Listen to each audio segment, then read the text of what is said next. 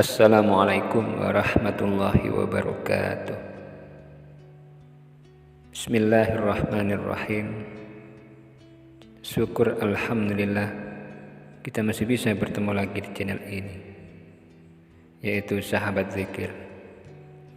Salawat dan salam semoga tetap tercurahkan kepada baginda Nabi besar Muhammad sallallahu alaihi wasallam.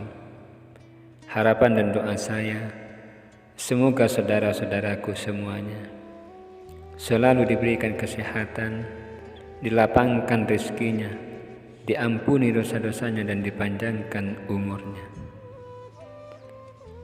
Sahabat zikir yang dirahmati Allah, pada pertemuan kali ini saya ingin memberikan sebuah amalan tentang urgensi sholat dalam menggapai syafaat Nabi Muhammad sallallahu alaihi wasallam. Segala puji bagi Allah yang telah mentakdirkan kita berada di tempat yang penuh dengan rahmat-Nya, menggerakkan lisan kita untuk berselawat kepada Nabi Muhammad sallallahu alaihi wasallam. Ketahuilah bahwa apa yang sedang terjadi pada diri Anda adalah takdir yang telah ditetapkan oleh Allah Subhanahu wa taala sebagai nikmat yang agung. Karena bila Anda perhatikan betapa banyak orang yang ada pada detik ini dalam kelalaian, bahkan mungkin bermaksiat kepada Allah Subhanahu wa taala. Sahabat zikir yang dirahmati Allah, ketahuilah bahwa kekasih Allah Nabi Muhammad sallallahu alaihi wasallam sangat mencintai kita.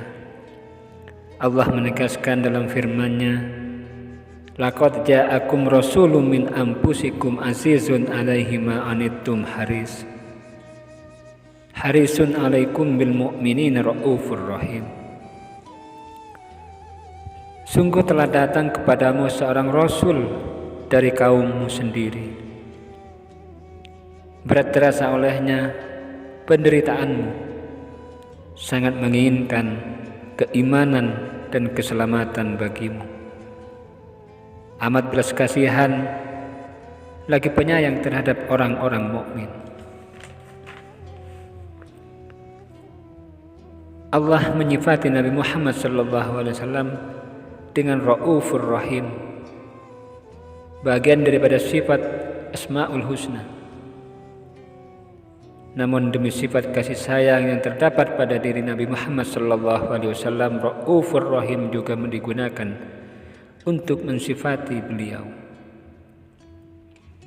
Diceritakan di hari kiamat nanti, ketika manusia dalam keadaan kebingungan, matahari yang begitu panas, haus yang tak tertahankan, mereka benar-benar dalam keadaan yang mengerikan. Mereka lari ke sana kemari dengan tujuan memohon pertolongan, namun tak ada satupun yang siap menolong. Hingga akhirnya mereka menemui Nabi Adam alaihissalam dan mengatakan, "Mohonlah syafaat kepada Tuhanmu. Aku bukanlah pemilik syafaat ini. Akan tetapi, cobalah kalian datangi Ibrahim. Sesungguhnya ia Khalilur Rahman," jawab beliau. Maka mereka pun datang pada Nabi Ibrahim. "Aku bukan pemilik syafaat ini. Namun datangilah Musa alaihissalam. Sesungguhnya ia kalimullah," jawab beliau. "Sama." Lantas mereka datang kepada Nabi Isa alaihissalam. Jawabnya masih sama. Hingga akhirnya datang kepada Nabi kita Muhammad sallallahu alaihi wasallam, "Ana laha, akulah pemilik syafaat itu," kata beliau. Kemudian Rasulullah sallallahu alaihi wasallam memuji Allah dengan pujian yang belum pernah diilhamkan sebelumnya. Beliau akhiri pujiannya dengan bersujud sampai Allah Subhanahu wa ta'ala berfirman, "Ya Muhammad, irfa' rasakul yusma, saltuda wa sufa tusafa." Wahai Muhammad, angkatlah kepalamu, berkatalah akan aku dengar, mintalah akan aku kasih, mohonlah syafaat akan aku syafaati. Rasulullah sallallahu alaihi wasallam mengatakan, "Ya Rabbi, ummati, ummati, ummati." Maka Allah berfirman, keluarkanlah dari neraka kelompok umatmu yang mempunyai iman sebesar biji syair. Kemudian Rasulullah SAW mengeluarkan mereka dan kembali lagi memuji Allah dengan pujian yang belum pernah diilhamkan sebelumnya. Beliau akhiri pujiannya dengan bersujud sampai Allah Subhanahu wa ta'ala berfirman, "Ya Muhammad, irfa' rasakul yusma, wasaltuda wasufa tusyafa." Wahai Muhammad, angkatlah kepalamu, berkatalah akan aku dengar, mintalah akan aku kasih, mohonlah syafaat akan aku syafaati. Kemudian Rasulullah sallallahu alaihi wasallam mengatakan, "Ya Rabbi, ummati, ummati, ummati." Maka Allah berfirman lagi, keluarkanlah dari neraka kelompok umatmu yang mempunyai iman sebesar biji zarah atau secuil saja dari iman. Sahabat zikir yang dirahmati Allah, tak ada satupun umat Nabi Muhammad sallallahu alaihi wasallam yang masuk neraka kecuali beliau ingin menolongnya. Namun seringkali kita mempersulit diri kita untuk mendapatkan syafaat beliau. Allah Subhanahu wa ta'ala berfirman, "La yamlikuna syafa'ata illa man ittakhadha 'indar rahmani ahda." Tidak memperoleh syafaat kecuali orang-orang yang telah mengikat perjanjian dengan Allah Subhanahu wa ta'ala yang Maha Rahman. Rasulullah sallallahu alaihi wasallam menerangkan bahwa maksud perjanjian di sini adalah salat 5 waktu. Oleh karena itu, jagalah salat sesuai dengan waktunya dan sekali-kali meninggalkannya atau mengakhirkannya sampai keluar waktunya, karena ia zat yang telah memberikan kehidupan, mendetakkan jantung, menumbuhkan berbagai macam tanaman yang buahnya Anda nikmati. Seberat kenikmatan yang tidak mungkin dapat dihitung telah mewajibkan dan menetapkan masing-masing waktunya sesuai dengan firman-Nya. Sebagaimana firman Allah, "Inna sholata kanat 'alal mu'minina kitaban mawquta." Sesungguhnya salat adalah sebuah kewajiban yang Allah tentukan masing-masing waktunya. Sesuai dengan firman-Nya, "Inna sholata kanat 'alal mu'minina kitaban mawquta." Sesungguhnya salat adalah sebuah kewajiban yang Allah tentukan masing-masing waktunya. Sahabat zikir yang dirahmati Allah, ketahuilah, orang yang meninggalkan salat telah menghinakan dirinya.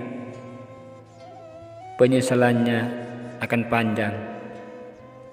Kerugiannya sangat fatal, karena Rasulullah telah bersabda, "Man laqiyallahu wa huwa mudayya'un lis-salati lam ya'ba illahi bi syai'in min hasanati." Barang siapa bertemu Allah sementara ia orang yang menyia-nyiakan salat, maka Allah tidak akan memandang seluruh kebaikannya. Amal apa yang akan ia andalkan di hadapan Allah Subhanahu wa ta'ala kalau ternyata puasanya, zakatnya, hajinya dan seluruh kebaikannya tidak dianggap oleh Allah Subhanahu wa taala. Nabi kita Muhammad sallallahu alaihi wasallam sebagai pembawa rahmat untuk seluruh alam telah lepas tangan dari orang-orang yang meninggalkan sholat dengan sengaja. Beliau bersabda, "Man taraka sholata muta'ammadan faqad bari'at minhu dhimmatu Muhammadin." Barang siapa meninggalkan sholat dengan sengaja, maka lepas tanggung jawab Nabi Muhammad sallallahu alaihi wasallam darinya. Wahai para pengikut Rasulullah, ketahuilah Nabi kalian teramat mencintai kalian. Beliau tidak ingin melihat kalian bersedih. Beliau tidak ingin melihat kalian masuk neraka. Beliau tidak ingin lepas tangan dari kalian. Namun bila kalian meninggalkan sholat, berartinya kalian melanggar janji dan menampikkan syafaat. Sebagaimana firman Allah di atas, inilah yang sering membuat Nabi kalian Muhammad SAW sering menangis.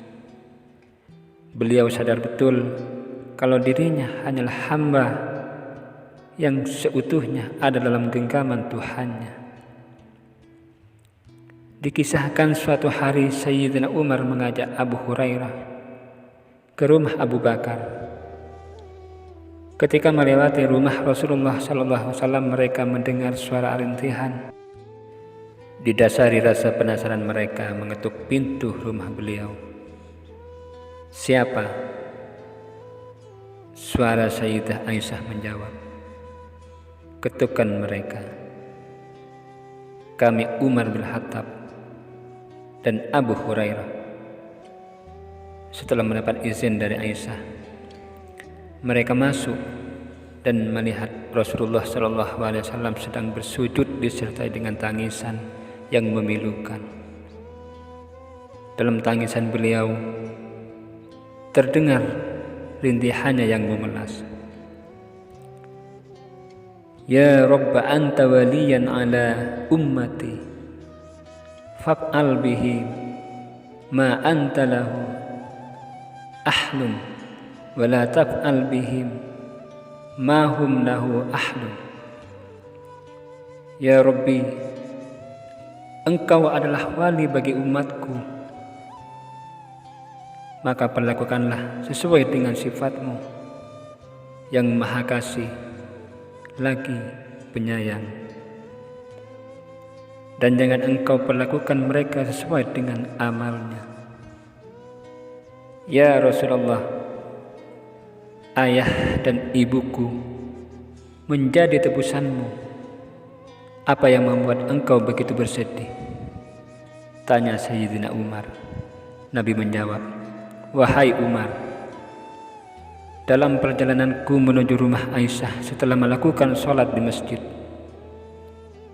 Jibril mendatangiku dan berkata, 'Wahai Muhammad, Allah yang Maha Benar mengucapkan salam kepadamu.'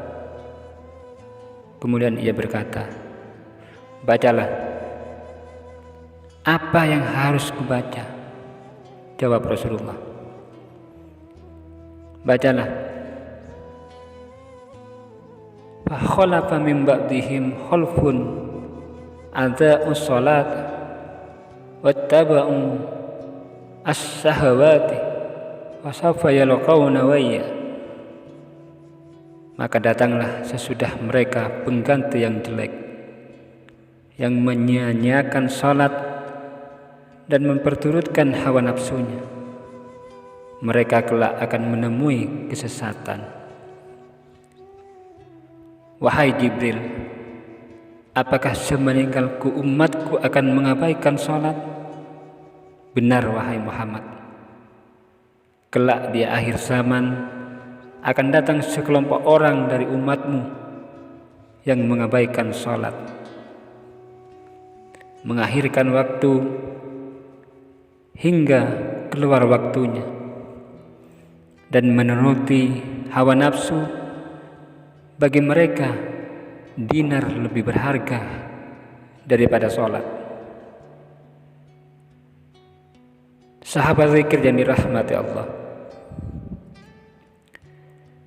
tampaknya apa yang digambarkan Rasulullah SAW telah muncul di zaman ini. Banyak umat Islam yang mengakhirkan waktu sholat, bahkan tidak sedikit yang meninggalkannya. Mereka lebih mementingkan kehidupan duniawinya dan lupa akan perjanjian dengan Tuhannya. Ya Allah, ya Rabb, kami saat ini berada di rumah-Mu, di tempat mulia ini. Kami mohon jangan Engkau golongkan kami dengan orang-orang yang lalai dan lupa dengan-Mu. Jadikan kami, keluarga kami, anak-anak kami sebagai orang yang taat melaksanakan perintah-Mu dan perintah Nabi-Mu Muhammad SAW. Jagalah sholat kami agar tetap istiqomah, dan jadikanlah kami semua orang-orang yang mendapat syafaat kelak di akhirat, dan golongkan kami termasuk penghuni surga. Amin ya rabbal alamin. Wassalamualaikum warahmatullahi wabarakatuh.